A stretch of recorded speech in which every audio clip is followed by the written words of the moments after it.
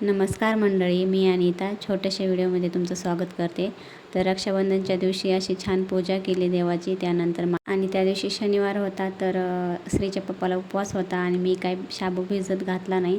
तर माझ्याकडे केळी होती, तर मी रेसिपी बघितली होती यूट्यूबवर, तर तीच करायचा प्रयत्न करत होते. तर केळीची साल काढून अशी बारीक करून घेतली. त्यानंतर आपलं उपवासाचं जे पीठ असतं ते त्यात 1 चमच टाकलं आणि दुधामध्ये चांगलं गूळ टाकून मिक्स केलं आणि छोट्याशाच वाटीमध्ये करून बघितलं. म्हणलं काय माहिती व्यवस्थित होतात का नाही. तर इथे माझ्याकडं गूळ पावडर आहे, तीच टाकली मी त्यात आणि अजून थोडंसं दूध टाकून चांगलं मिक्स करून घेतलं.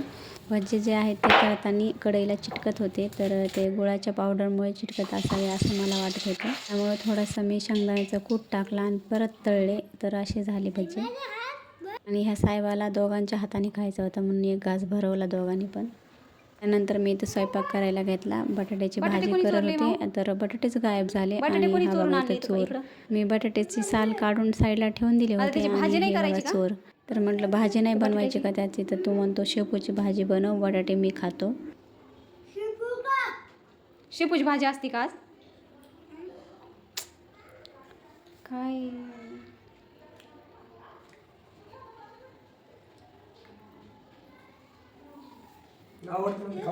घरात आहेत 2.5 माणसं आणि ह्याला हे खायचं आणि त्याला ते खायचं. तर इथं श्रीला पुऱ्या बनवल्या होत्या, त्याच्या पप्पाला चपात्या बनवल्या होत्या. जेवण वगैरे केलं आणि श्रीला इथं राखी बांधली, कारण की सकाळपासून रडत होता राखी बांधून. तर 2 जणांनी जाऊन राख्या आणल्या आणि त्यानंतर संध्याकाळी त्याला राखी बांधली आणि असा तयार झाला होता तो.